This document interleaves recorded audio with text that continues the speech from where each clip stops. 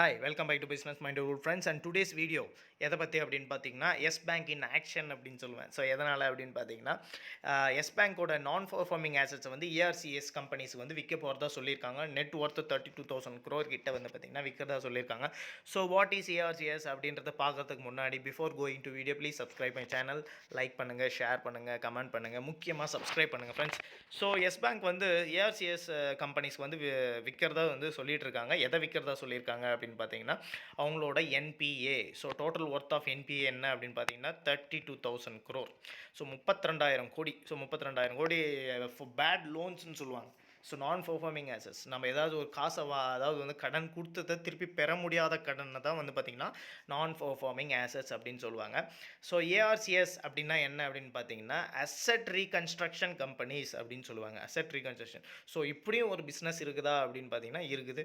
So என்ன type of business அப்படின்னா இப்போ வந்து இப்போ எஸ் பேங்கோட நான் பர்ஃபார்மிங் ஆசட்ஸ் எவ்வளோ இருக்குது அப்படின்னு பார்த்தீங்கன்னா 32,344 crore கிட்ட இருக்குது. ஸோ பேட் லோன்ஸ், ஸோ வராக்கடன் இது வந்து பார்த்திங்கன்னா இவ்வளோ இருக்குது.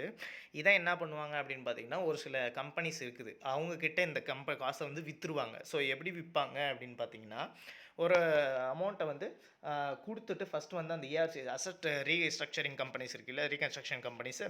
ஸோ அவங்க என்ன பண்ணுவாங்க அப்படின்னு பார்த்தீங்கன்னா அந்த காசை பதில் ஒரு ப்ரீமியம், ஸோ அட்வான்ஸ் அமௌண்ட்னு ஒரு அமௌண்ட்டை கொடுத்துட்டு அவங்க போயிட்டு அந்த அமௌண்ட்டெல்லாம் வந்து கலெக்ட் பண்ணுவாங்க. ஸோ அதுக்கு ஒரு பர்டிகுலர் இன்ட்ரெஸ்ட் வந்து பேங்க் வந்து கொடுப்பாங்க. அப்படி இல்லைனா வந்து மொத்த இன்ட்ரெஸ்ட்டும் அவங்களே கலெக்ட் பண்ணி எடுத்துக்கிற மாதிரியும் இருக்கும். ஸோ எஸ் பேங்க் வந்து ஆல்ரெடி இன் ப்ரொவிஷன்ஸ். ஸோ ப்ரொவிஷன்ஸ் எவ்வளோ இருக்குது அப்படின்னு பார்த்தீங்கன்னா 76% ஆஃப் அமௌண்ட் இன் ப்ரொவிஷன்ஸ்லேயே இருக்குது. ஸோ ப்ரொவிஷன்ஸ்னால் என்ன அப்படின்னு, ஜென்ரல் ப்ரொவிஷன்னா என்னன்னு சொல்கிறேன் கேளுங்க.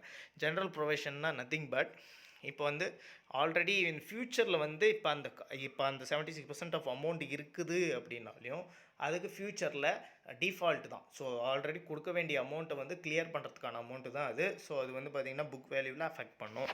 ஸோ அது வந்து பார்த்திங்கன்னா ஆல்ரெடி இன் 76% சொல்கிறாங்க. ஸோ இதனால் என்ன பண்ணுறதுனா நான் பர்ஃபார்மிங் ஆசட்ஸ் வந்து பார்த்திங்கன்னா ஒர்த் 24,476 crore.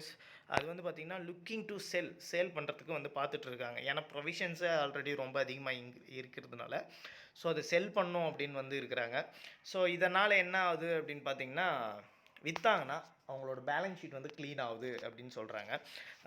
அது மட்டும் இல்லை, டிஹெச்எஃப்எல் எல்லாருக்குமே தெரிஞ்சிருக்கும். தீவன் ஹவுசிங் ஃபைனான்ஸ் கார்பரேஷனில் வந்து பார்த்திங்கன்னா எல்லாருமே ப்ரைவேட் லெண்டர்ஸ் ஹோல்டு பாண்ட்ஸ் வந்து செகண்டரி மார்க்கெட்டில் விற்றுட்டாங்க. எவ்வளோக்குன்னு பார்த்தீங்கன்னா 500 crores. ஸோ எவ்வளோக்கு வந்து பார்த்திங்கன்னா 500 crores வந்து ரைஸ் பண்ணுறதுக்காக சேல் பண்ணுறதா சொல்கிறாங்க. ஸோ இது என்ன வந்து நான் பேங்கிங் ஃபைனான்ஷியல் கம்பெனி நிறையவே ட்ரபிளில் இருக்குது. பிகாஸ் எக்ஸ்போஷர் ஆஃப் லோன் வந்து ரொம்ப அதிகம். ஸோ இதனால் வந்து என்ன பண்ணுறாங்க எஸ் பேங்க் அப்படின்னு பார்த்தீங்கன்னா பாண்ட்ஸையும் விற்க போகிறாங்க. ஸோ ரைஸ் மோர் கேபிட்டல் வந்து ரொம்ப ரைஸ் பண்ணுறதுக்காகவும் விற்க போகிறாங்க. இது மட்டும் இல்லாமல் ஸ்ட்ராட்டஜிக் செட்டப்ஸ் வந்து பார்த்திங்கன்னா அவங்க வந்து ஏஆர்சிஎஸ்னால் அசெட் ரீகன்ஸ்ட்ரக்ஷன் கம்பெனிஸ்ன்னு சொல்கிறோம் இல்லையா. ஸோ அந்த கம்பெனிஸை விற்கிறதுக்கு பதிலாக இவங்களே வந்து ஒரு செப்பரேட்டாக ஒரு டீம் வந்து உருவாக்கி நான் பர்ஃபார்மிங் ஆசட்ஸை வந்து கலெக்ட் பண்ணலாம் அப்படின்னு ஒரு டாக் போயிட்டுருக்கு. ஸோ என்ன பண்ண போகிறாங்கன்னு தெரில. எது பண்ணாலுமே வந்து பார்த்திங்கன்னா பெனிஃபிட் தான். ஸோ இந்த ப்ராசஸ் வந்து எதுக்காக அப்படின்னு பார்த்தீங்கன்னா பேலன்ஸ் ஷீட்டை வந்து ஸ்ட்ராங் பண்ணும், கம்பெனி வந்து ஸ்ட்ராங் ஆகும் அப்படின்றது சொல்ல வராங்க.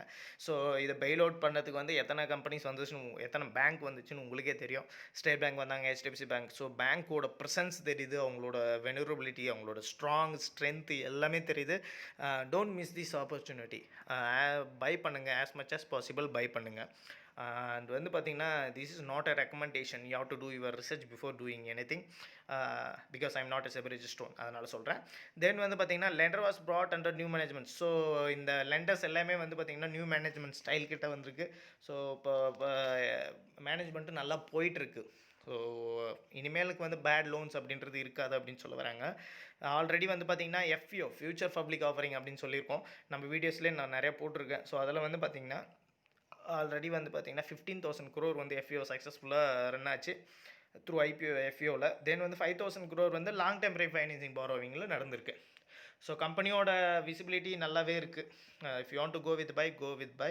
This is not a recommendation. You have to do your research before doing anything. என்னை பொறுத்த வரைக்கும் எஸ் பேங்க் இன் ஆக்ஷன் அப்படின்னு தான் சொல்லுவேன். ரீசெண்டாக வந்து பார்த்திங்கன்னா அனில் அம்பானியோட அசட்ஸ் எல்லாம் சீஸ் பண்ணிகிட்டு இருக்காங்க. ஓகே ஃப்ரெண்ட்ஸ், இந்த வீடியோ பிடிச்சிருக்குன்னு நினைக்கிறேன். பிடிச்சிருந்தால் லைக் பண்ணுங்கள், ஷேர் பண்ணுங்கள், கமெண்ட் பண்ணுங்கள், முக்கியமாக சப்ஸ்கிரைப் பண்ணுங்கள். Thank you very much guys.